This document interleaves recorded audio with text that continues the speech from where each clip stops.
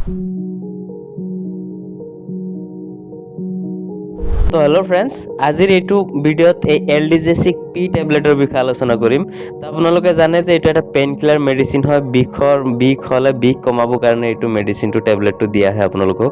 তো এইটো টেবলেট আপোনালোকক কি কণ্ডিশ্যনত দিব পৰা যায়, কি কণ্ডিশ্যনত ডক্টৰে আপোনালোকক এডভাইচ কৰে, বা ইয়াৰ ড'জ কিমানখিনিকে খাব দিয়া হয়, দিনত কিমান টাইম ল'ব পাৰে, বা কিমান দিনলৈকে ল'ব পাৰে, আৰু ইয়াৰ পৰা কিবা ছাইড এফেক্ট হ'ব পাৰে নেকি, যদি ছাইড এফেক্ট হয় ছাইড এফেক্ট হিচাপে আপোনালোকৰ কি ক্ষতি হ'ব পাৰে, তেনেকুৱা গোটেইখিনি কথা আলোচনা কৰিম। তো আপোনালোকে ভিডিঅ'টো লাষ্টলৈকে চাই থাকিব, আৰু যদি চেনেলটো নতুনকৈ চাই আছে তেতিয়াহ'লে চেনেলটো ছাবস্ক্ৰাইব কৰিব নাপাহৰিব, কাৰণ ফাৰ্মাচীত থকা প্ৰত্যেকটো মেডিচিনৰ ওপৰতে এটা ভিডিঅ' আমি বনাই এইটো চেনেলত আপলোড দিওঁ। তো যদি আপোনালোকে ফাৰ্মাচী শিকিব বিচাৰে, যদি মেডিচিনৰ কথা জানিব বিচাৰে, তেতিয়াহ'লে চেনেলটো ছাবস্ক্ৰাইব কৰক আৰু কাষৰ বেল আইকনটো প্ৰেছ কৰি থৈ দিয়ক। তো ফ্ৰেণ্ডছ, এই টেবলেটটোত দুটা ইনগ্ৰেডিয়েণ্ট আছে, এটা আপোনাৰ এচিক্ল'ফেনেক আৰু লগতে তাৰ লগত পেৰাচিটামলো আছে। গতিকে এনেকৈ দুটা ইনগ্ৰেডিয়েণ্ট দি কিনে এই এলডিজেচিক পি টেবলেটটো বনোৱা হৈছে। আৰু এই টেবলেটটো এটা বহুত ভাল এনালজেচিক হয়, বহুত ভাল পেইন কিলাৰ হয়। তো ফ্ৰেণ্ডছ, কিছুমান বিষত স্পেচিয়েলি এইটো টেবলেটে বেছি কাম কৰে, যেনেকৈ আপোনাৰ দাঁত বিষ হ'লে, দাঁত বিষত এইটো টেবলেটটোৱে বহুত ভাল ৰিজাল্ট দেখায়, বহুত সোনকালে দাঁতৰ বিষ কমাব পাৰে।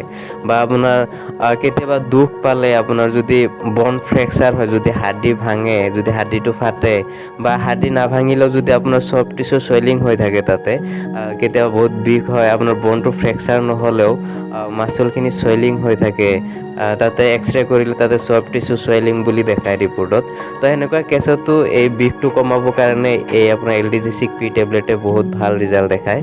আৰু আৰ্থৰাইটিছৰ বিষতো আপোনালোকে এই টেবলেটটো খাব পাৰে। যিটো আৰ্থৰাইটিছ হ'লে আপোনাৰ যিটো গাঁঠিত যিটো বিষ হয়, গাঁঠি বিষ হয়, তো এইটো প্ৰব্লেমতো আপোনালোকক এই এলডিজেচিক টেবলেটে বহুত ভাল ৰিজাল্ট দেখায়। আৰু জেনেৰেলি হেডেক হ'লে, মূৰৰ বিষ হ'লে, বহুত বেছি মূৰৰ বিষ হ'লে আপোনালোকৰ এই এলডিজেচিক পি টেবলেটটো দিব পাৰে।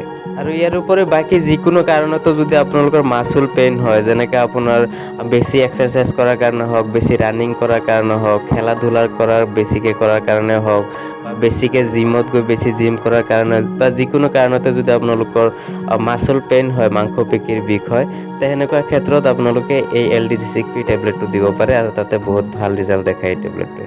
আৰু ফ্ৰেণ্ডছ, এইটো টেবলেটৰ যদি ড'জৰ কথা আলোচনা কৰিব যাওঁ, তো চব মেডিচিনতো ড'জটো সদায় পেচেণ্টৰ বয়সৰ ওপৰত ডিপেণ্ড কৰে, পেচেণ্টৰ বেমাৰৰ কণ্ডিশ্যনৰ ওপৰত ডিপেণ্ড কৰে। তো তথাপিতো যদি ইয়াৰ যিটো এডাল্ট কমন ড'জ হয়, এডাল্ট কমন ড'জটো ক'ব গ'লে এইটো টেবলেটটো আপুনি দিনত বিডিকে 2 টাইমকৈ খাব পাৰে, 12 আৱাৰলি খানা চানা খোৱাৰ পিছত খাব পাৰে। বা বিষ কম থাকিলে দিনত একবাৰ খালেও যদি বিষটো কমি যায়, তেতিয়াহ'লে একবাৰতে হৈ যায়। তো এনেকৈ আপোনালোকে 3 দিন বা 5 দিনলৈকে এইটো টেবলেট খাব পাৰে। ফ্ৰেণ্ডছ, এইটো টেবলেটৰ ছাইড এফেক্টৰ কথা আলোচনা কৰিব লাগিলে, তেতিয়াহ'লে এনচিড গ্ৰুপৰ মেডিচিনৰ পৰাতো আপোনাৰ যিটো মেইন ছাইড এফেক্ট, সেইটো এচিডিটিৰ প্ৰব্লেম হয়, যাৰ কাৰণে এই এনচিড গ্ৰুপৰ যিকোনো এনালজেচিকৰ লগতে আপোনাৰ এণ্টাচিড কিবা টেবলেট দিয়া হয়, যেনেকৈ ওমেপ্ৰাজল হওক বা পেণ্ট'প্ৰাজল হওক, ৰেবিপ্ৰাজল, এইবিলাক কিবা এটা টেবলেট দিয়াই হয়। বা কিছুমান পেচেণ্টৰ নজিয়া ফিল কৰে, বা কিছুমান পেচেণ্টৰ বমি হয়, বমিটিং হয়। তো এনেকুৱা কিছুমান সৰু সুৰা ছাইড এফেক্ট দেখা পোৱা যায়। আৰু আপোনাৰ বেছি দিনলৈকে এইটো টেবলেটটো নিজৰ ইচ্ছামতে লৈ থাকিলে তেতিয়া গেষ্ট্ৰিক আলচাৰৰ প্ৰব্লেম হোৱা দেখা পোৱা যায়, বা কিছুমান পেচেণ্টৰ ইউৰিনেৰী ট্ৰেকতো বেছি প্ৰেছাৰ পৰে।